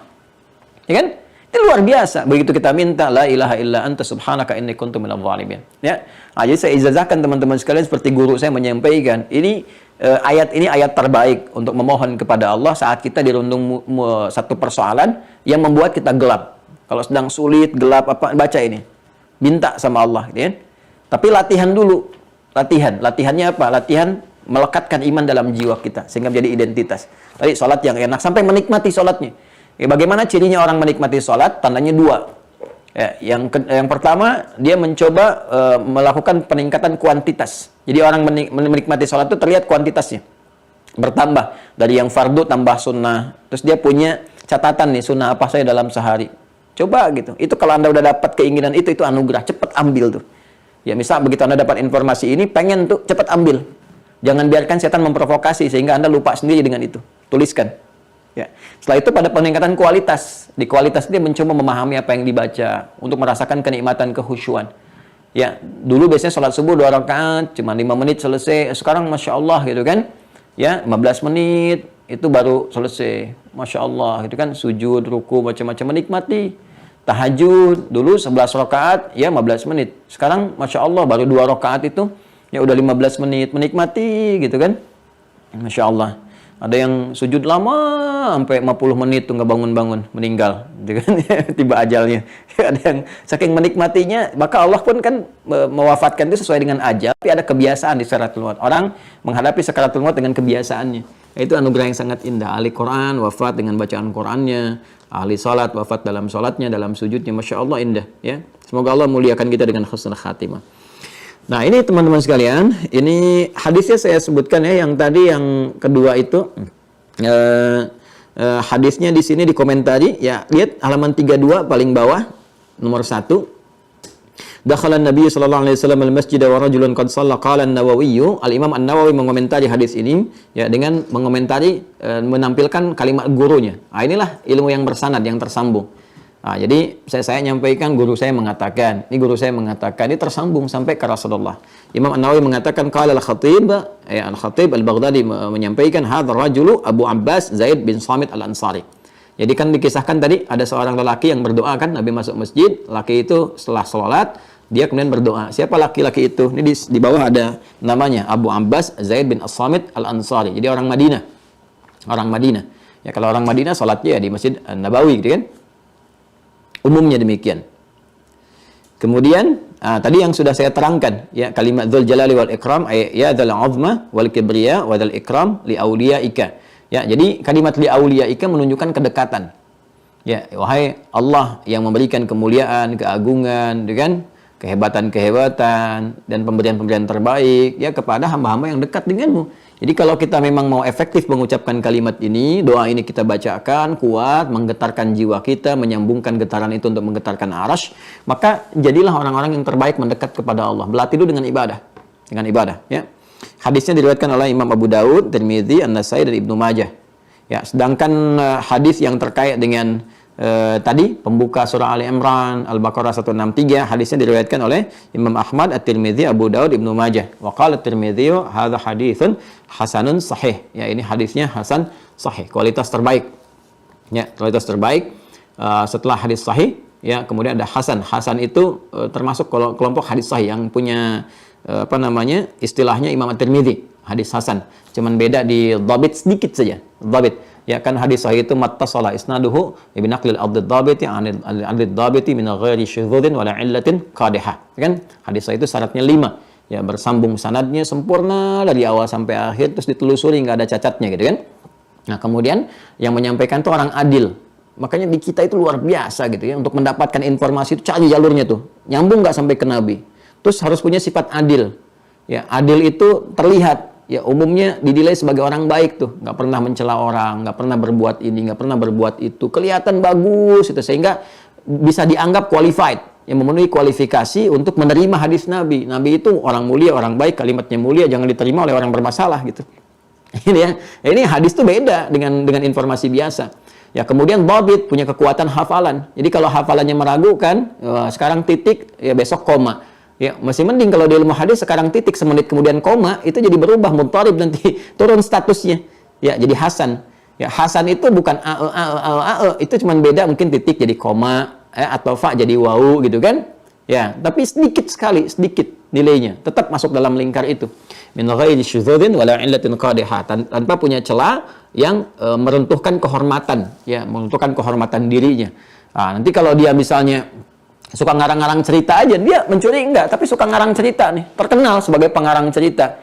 Nah, itu menyampaikan hadis pun enggak boleh langsung diterima. Mesti lihat ada penguat enggak. Kalau dari dia sendiri ditolak hadisnya. Ditolak. Ya, karena nggak bisa dibedakan apakah ini karangan cerita dia atau memang bersambung kepada Nabi. Dilihat lagi tuh jalur dan sebagainya. Nah, makanya nanti ada 3M. 3M, ya, bukan 3M yang sekarang. Memakai masker, menjaga jarak, menjauhi kerumunan, bukan itu yang dimaksudkan, ya. Nah, kadang kita diwajibkan 3M, soalnya ngambil 30M gitu kan. Ini bukan 3M itu ya. 3M di ilmu hadis itu matruk, maudhu' dan mungkar. Ya, ini yang benar-benar ditolak nggak bisa jadi dalil.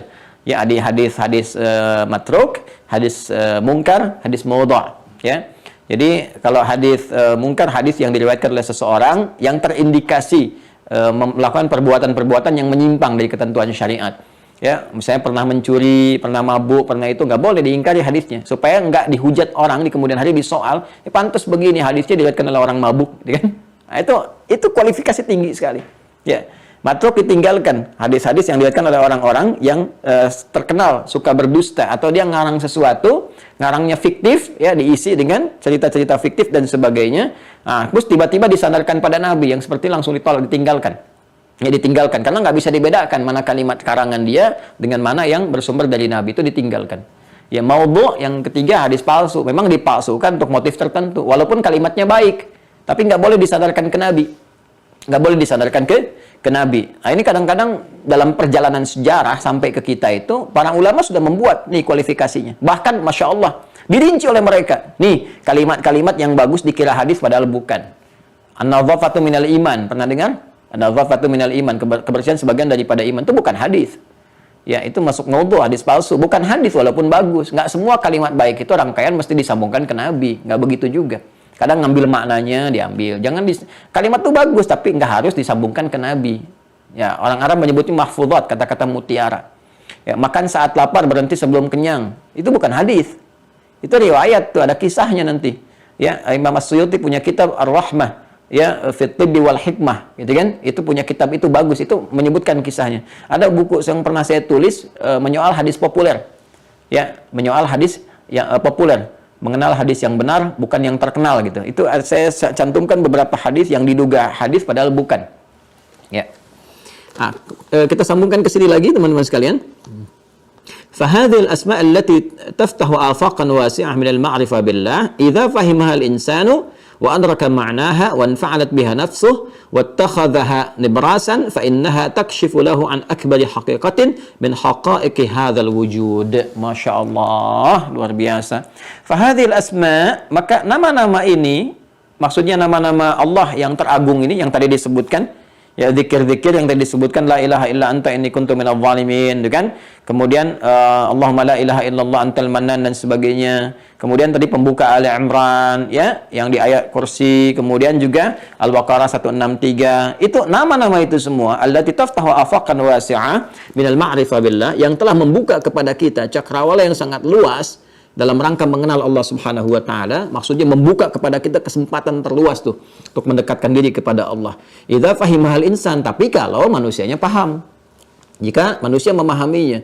Jadi memang ini kalimat dahsyat, kalimat luar biasa. Sampai-sampai Nabi pun menyebutnya satu hal yang rahasia yang sangat luar biasa. Dan dengan rahman Allah itu diberikan kepada kita.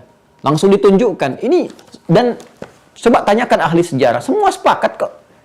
Ya, semua sepakat, sampai cerita fiksi pun dibangun. Ya, Pinocchio punya bapak Geppetto, kemudian masuk ke dalam perut ikan, Pinocchio pengen bebasin, kan itu kan terinspirasi dari sebuah kisah nyata, bikin fiksi. Yang paling aneh begini, yang nyatanya kok nggak digali, yang fiksinya ditebar-tebarin, jadi film, jadi ini, jadi itu. Jadi aneh, jadi boneka, jadi macam-macam. Itu yang disebarkan. Kenapa lebih senang yang fiktif dibandingkan dengan yang real? yang nyata. Itu kan?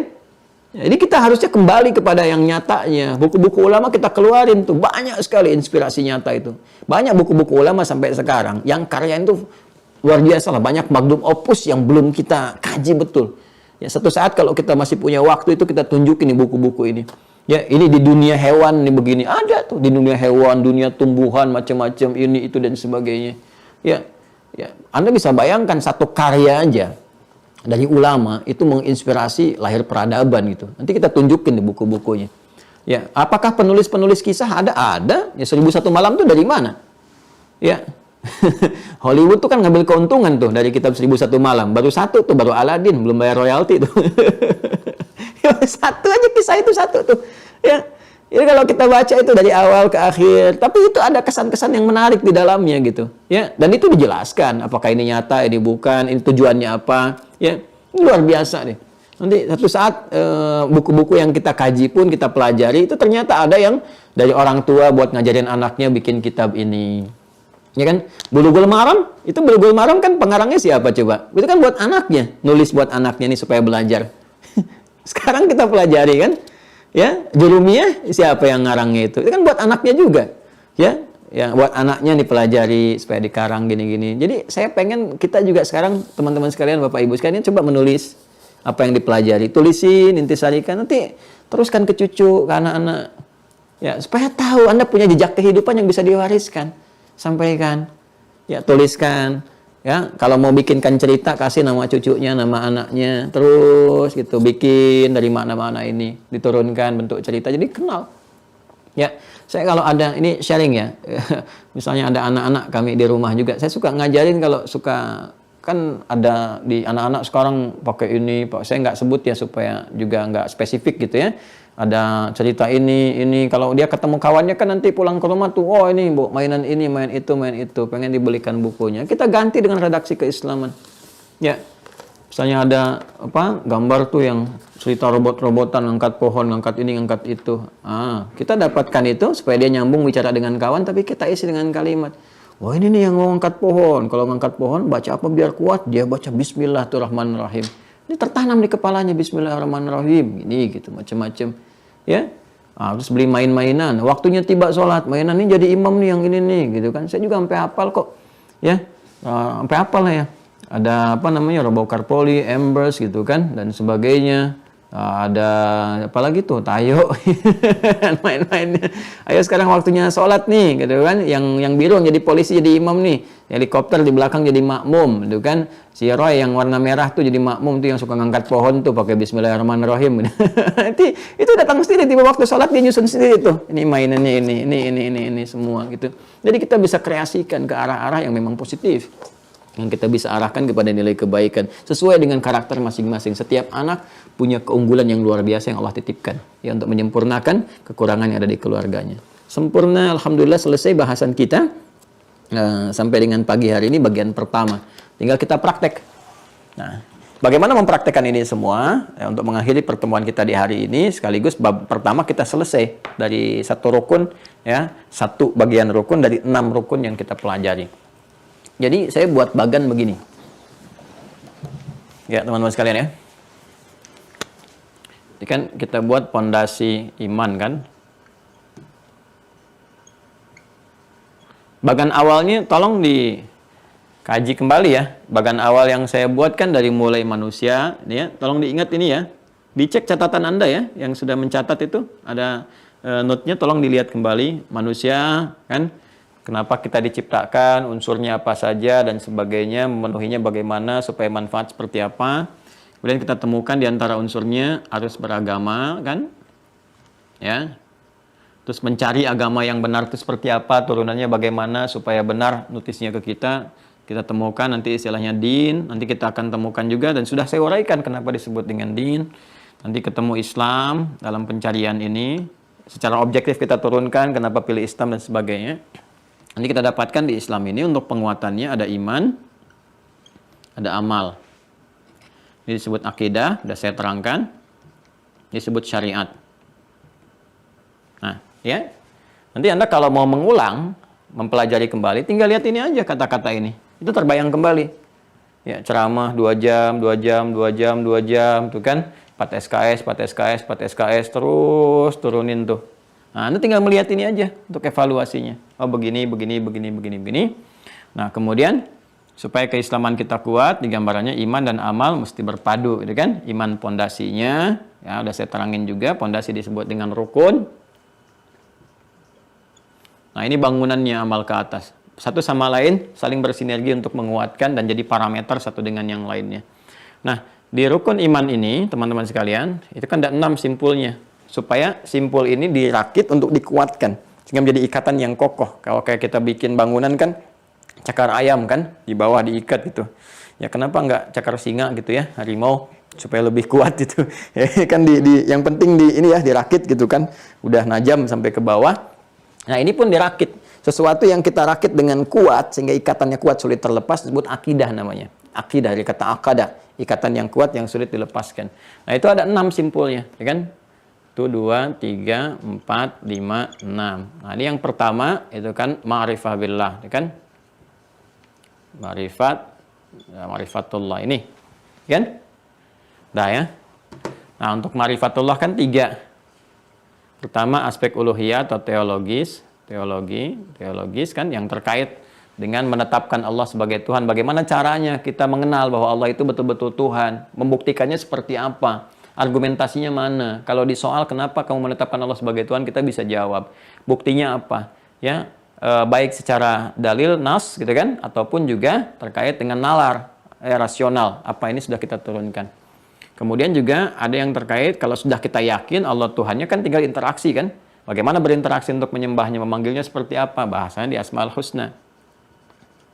Asmaul Husna, asma dan sifat, ya kan? Nah, kemudian setelah itu, nah, kita kuatkan kan dalam pembahasan Asmaul Husna ini, ada cabang-cabang yang kita turunkan, teman-teman sekalian, ya, ada yang dapat percepatan sesuai dengan peningkatan iman. Kita bahas percepatan. Di percepatan ini kita sudah bahas juga ke bagian nama Allah yang teragung, nama teragung, tertinggi, yang kalau kita benar mempraktekkan itu, bahkan percepatannya di atas Asmaul Husna. Asmaul Husna aja udah tinggi. Jadi orang minta biasa, ya Allah pengen ini, ya Allah berdoa, itu dikabulkan sepanjang jadi kebutuhan dan benar cara memintanya. Apalagi pakai Asmaul Husna. Jelas perintah, qul Allah awid ar-rahman ayyamma tad'u falahul asmaul husna walillahil asmaul husna fad'u biha, gitu kan? Fad'uhu biha. Kemudian yang di atas ini ada lagi nama teragung yang dirangkai dengan kalimat tauhid tadi, dibagi 8 klasifikasi. Tolong dihafalin ya. Ini yang 99 dibagi 8 ada tingkatan lagi. Tingkat tertingginya ini nama teragung, Ismullahil A'zam. Ya. Nah, setelah itu, setelah paham ini, sekarang praktek. Tujuan dari ini semua, kalau Anda melihat lagi ke kitab yang saya pernah tampilkan di layar, masih ingat nggak di awal saat saya tampilkan itu? Ya kan? Ma'rifatullah, itu kan? Kemudian wa ma'rifati asma'il husna wa sifatil ulia wa ma'rifati uzmatuhu fil kaun, dan mengenal Allah Subhanahu wa taala dari semua tanda yang dibentangkan di semesta. Masih ingat gak itu ya pembahasan itu? Jadi puncak dari semua ini sesungguhnya teman-teman sekalian, menjadikan semua aktivitas kita terkoneksikan kepada Allah, mengingat Allah, ya kan? Ya, menjadi ibadah. Jadi semua apa yang kita tatap mengingatkan kita kepada Allah, hukum-hukum Allah. Ya, jadi kalau menatap yang salah, kita ingat nih dengan keimanan kita ada. Ini kan untuk menguatkan iman. Jadi semua sinyal iman kita menjadi cahaya, menggerakkan bagian tubuh kita untuk mendekatkan diri untuk mengingat Allah, menjaga hukum Allah. Ingat itu kan menjaga hukumnya. Ya kan? Anda kalau ingat di kantor, ya ingat nih tata tertibnya, maka menjaga Anda kan. Oh, ini harus dilakukan, yang ditinggalkan dan sebagainya. Ya kan? Kadang-kadang kalau Anda ingat pimpinan aja kan Anda ingat nasihatnya, ingat ini, ingat itu. Sekarang kalau orang ingat Allah, maka ingat semua ketentuan yang Allah tetapkan. Ya, maka memandang ketika ingat Allah, dia ingat hukumnya. Makanya imannya bekerja. Pernah saya sampaikan kan di Quran surah ke-24, surah Cahaya An-Nur, ayat 30 untuk laki-laki, 31 untuk perempuan. Pandangannya dibimbing. Qulil mu'minin, ayat 31-nya qulil mu'minat. Apa? Yaghuddu min absarihim, yaghuddu min absarihinna. Imannya akan membimbing dia karena ingat Allah, imannya nyala tuh cahaya. Dilihat. Oh, ini nggak boleh dilihat. Sepersekian detik, Masya Allah, langsung palingkan. Ini boleh dilihat, silakan. Ya, lihat orang menghafal Quran, lihat orang begini, lihat begitu. Yang nggak bagus, dia palingkan. Bicara juga begitu. Ya ayyuhalladzina amanu, iman dulu. La yasra qaumin qaum, digerakkan lisannya untuk bicara. Ini kuncinya di sini. Jadi semua yang kita pelajari itu untuk menjadikan diri kita terhubung. Prakteknya adalah, bagaimana prakteknya? menjadikan semua apa yang terinteraksi dengan kita itu terkoneksi dengan kita, terhubung kepada Allah. Ya, menerapkan hukum-hukum Allah dalam kehidupan kita. Maka ini yang dimaksudkan teman-teman sekalian dengan zikrullah. Zikrullah. Puncaknya ini. Ya. Nah, kalau sudah bisa zikrullah, semua mengingatkan kita kepada Allah, maka naik status dari hamba biasa menjadi ulul albab namanya. Yang tahu esensi kehidupan. Ulul albab.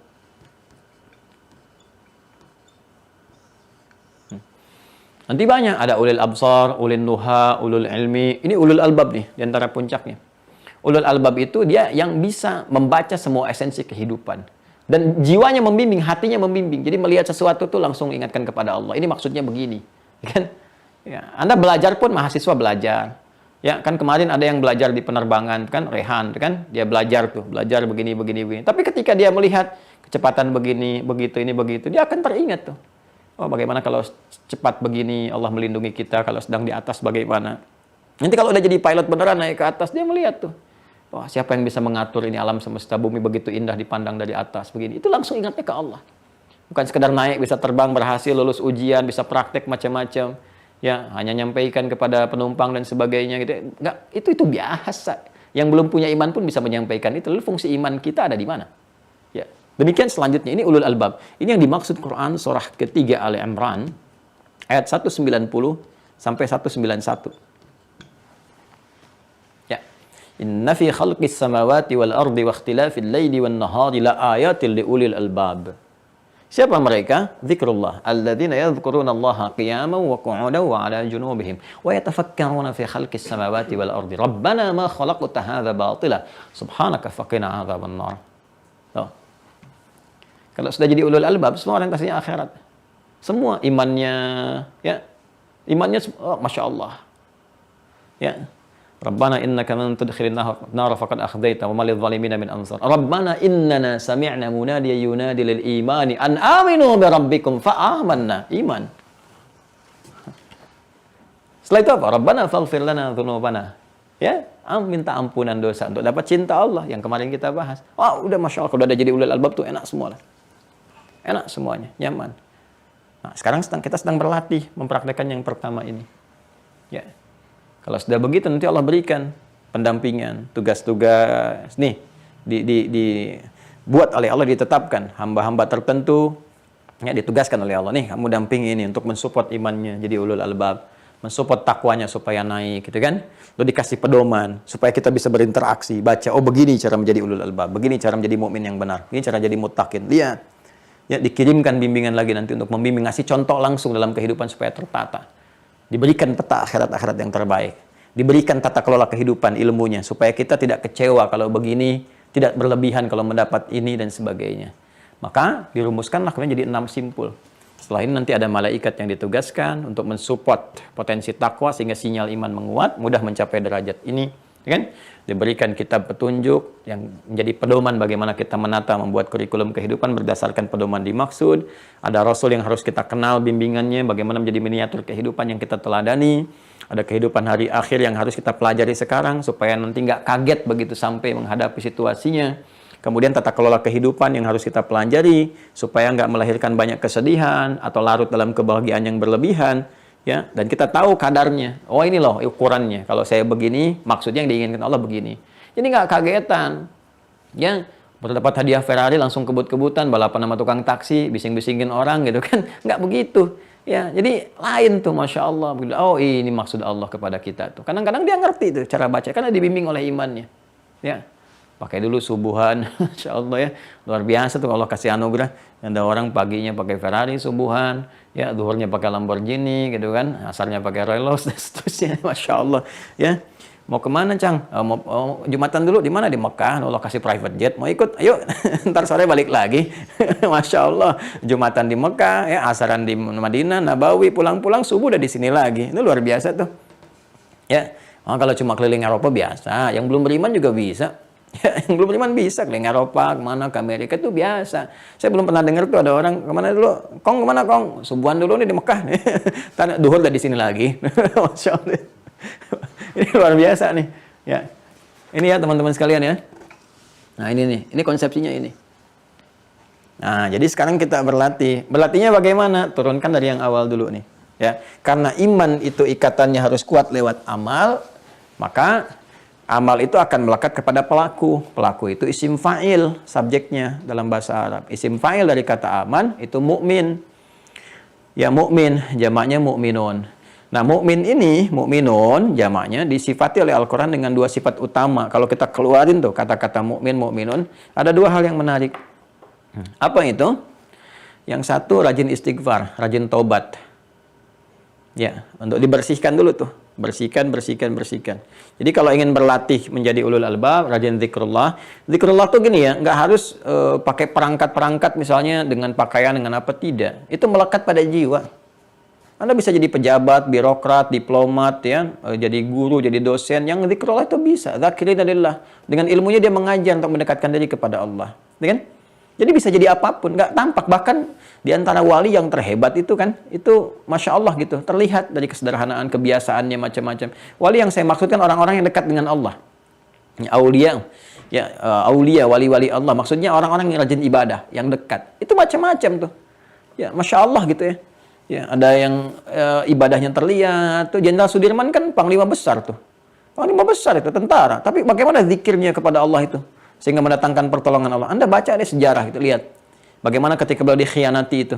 Ada orang yang lapor ya, ke Belanda pada saat itu untuk menangkap ketika beliau sedang berwudu. Dia dapat pertolongan Allah. Pernah nggak baca cerita itu? Ya.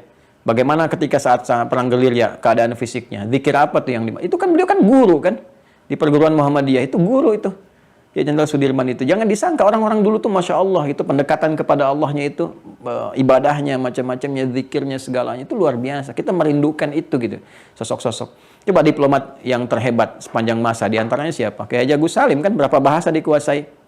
Ya, beliau bangga biasa dengan pecinya, dengan jenggotnya dan sebagainya. Justru jenggot itu luar biasa, ulama dulu menandakan, membuktikan. Ya, tanda-tanda kejeniusan, kepintaran dan sebagainya. Ya, bukan ciri teroris tuh yang berjenggot tuh. Ya, bukan. Kok jadi bergeser begitu gitu ya? Itu kan bahasa. Makanya tunjukkan. Orang Islam tuh mesti pintar. Belajar yang pintar, bangga. Pakai jilbab, diplomat, kuasai banyak bahasa. Sehingga kita menampilkan dengan kepintaran, dengan objektivitas yang kuat gitu. Keilmuan kita yang ditampilkan. Jadi orang tidak menghukumi kita dengan cover yang ada. Ya, kapasitas kita yang ditunjukkan. Dan ketika ditanya, kamu luar biasa. Saya ini dari Islam. Islam mengajarkan saya begini. Allah meminta saya begini, ya saya tunjukkan. Mengabdi dengan sempurna, dengan baik, dan sebagainya. Nah, ini yang saya maksudkan teman-teman sekalian. Jadi, untuk menemukan kata mukmin, mukminun, latihannya dua. Satu, banyak istighfar. Ya, makanya di surat Al-Mu'min, surah ke-40 ya, surah Ghafir. Itu kan mukmin nama lainnya Ghafir. Ya, nama lainnya, mukminnya kepada hamba, ghafirnya kepada Allah. Mukminnya makhluk, ghafirnya Khalik. Allah Maha mengampuni. Bagi siapa ampunan diberikan? Bagi orang beriman, mukmin. Siapa orang beriman yang dapat ampunan? Yang suka taubat. Ya, makanya ayat ketiganya, ghafiri dzambi wa qabilit taubi. Allah akan menghadirkan sifat ghafirnya ya, bagi orang yang mau taubat dari dosa. Cara taubatnya bagaimana? Rajin istighfar diantaranya. Jangan melihat kita tidak ada salah, tetap istighfar. Nabi aja istighfar. Nabi itu mukmin yang paling sejati, masih istighfar. Sebelum tidur istighfar. Kita istighfar untuk membersihkan kotoran-kotoran. Setelah itu apa yang kedua? Berlatih ibadah. Di Al-Mu'minun konsepsinya, Quran surah 23. Latihan salat yang khusyuk yang tadi saya sampaikan. Dipaksa ya, dipaksa. Ya, paksa dulu tambah kuantitas. Ya. Saya ajarkan satu doa ya. Doa ya. Anda boleh catat kalau mau silahkan. Kalau Anda bisa dapatkan ini, teman-teman sekalian, ya. Itu insya Allah ada kekuatan pada diri kita untuk menghadirkan. Ya, singkat kok, nggak ditulis juga, insya Allah Anda cepat hafal deh. Ya, merendahkan diri kita pakai Allahumma kan, rendahkan Allahumma kan, minta tapi dengan tulus ya, Allahumma kan, paksain. Ya, paksain. Ya, Allahumma paksain. Ada yang nulis kan. Allahumma paksain, ya paksa diri kita dulu, dipaksa dulu, Allah paksain, ya Allah, ya, beri kekuatan aku untuk memaksa diriku gitu kan, ya Jabbar, ya Al-Qahar, ya Al-Qawi, pada diri kita dulu tuh, paksain, ya, jadi paksa dulu, paksa untuk tahajud walaupun 2 rakaat, ya, paksa dulu, paksa untuk sholat duha, paksa untuk rawatib, nanti kalau sudah memaksa diri sendiri jadi kebiasaan, ya sama saja kok, kebiasaan kita kan dengan dipaksa dulu, ya. Bayi dari ASI dipaksa dengan nasi, jadi kebiasaan, ya kan? Terus jadi kebiasaan, itu kan biasa itu, biasa. Kan ada memaksa yang positif. Ya, yang nggak boleh itu kan yang negatif. Kepada yang baik-baik dipaksa justru itu awal yang baik untuk menjadi kebiasaan sehingga mendapatkan rahmat dengan itu semua. Saya kira itu teman-teman sekalian yang kita penting berlatih mulai dari sekarang. Tolong keluarkan ya kurikulum, kuantitas sholatnya, tambah apa saja jenis sholat yang kita harus pelajari, maksimalkan. Terus zakat dilihat ya, zakat ya. Sudah ada kewajiban ya, kalau bisa punya catatan ya. Catatan. Kalau mau lebih daripada itu infak dalam sebulan misalnya, sekali lagi membiasakan. Saya pernah diajarin guru-guru dan saya praktekkan dia sampai kini itu sekecil apapun sedikit kita punya gitu. Coba ya, kita punya 1.000, 2.000 kita tanamkan sama anak-anak sehingga jadi kebiasaan mereka, itu berkahnya tinggi sekali. Ya, jaga kehormatan diri, jaga diri baik-baik, jaga. Ini kan Allah titipkan ke kita nih, jangan sampai dipertanggungjawabkan bermasalah nantinya, repot nanti, ya. Nah, demikian jaga keluarga, jaga anak istri dan sebagainya. Terus soleh berjamaah, ya, jangan soleh sendirian, terlalu luas surga sendirian untuk Anda sendiri. Ya, ada keluarga, ada kerabat, tetangga kita juga kita doakan, saudara-saudari sebangsa setanah air kita doakan, yang jauh dengan kita jaril qurba wal jaril junubi doain juga. Tetangga dekat, tetangga jauh, sehingga hidup kita itu tenang, damai lah. Cukuplah setan jadi musuh, jangan kebanyakan. Ya, setan aja nggak bisa tertangani kan pada diri pribadi, kita minta bantuan sama Allah, masa mau tambah sama yang lain? Ya, nggak usah banyak-banyak. Jadi pribadi yang tenang, yang damai, yang nyaman. Kan apapun penilaian orang jangan sibuk kita merasakannya. Ya, jangan mengakomodir penilaian hamba. Yang kita arahkan penilaian Allah. Jadi kalau orang sudah konsentrasinya dengan penilaian Allah, maka semua penilaian hamba itu jadi netral dalam kehidupan dirinya. Kalau dipuji nggak berlebihan, dicaci juga tenang-tenang saja gitu ya. Dan semua akan berjalan sesuai dengan hukum kebaikan-kebaikan. Saya kira itu. Semoga Allah muliakan kita, menyayangi kita semua, memaafkan kesalahan kita, mengampuni dosa-dosa kita dan keluarga, mengumpulkan kita bersama orang-orang yang baik, dan menghimpun kita bersama yang terbaik di antara sekian hamba bersama Rasulullah SAW. Semoga Allah menjaga bangsa kita tercinta, negeri kita dipersatukan, dijauhkan dari perpecahan, dan dibimbing oleh Allah untuk menggapai kemakmuran, kesuksesan, dan saling mencintai di antara kita sebangsa setanah air dalam rangka kita beribadah kepada Allah Subhanahu wa taala. Allahumma taqabbal minna innaka antas samiul alim wa tub alaina innaka antat tawwabur rahim.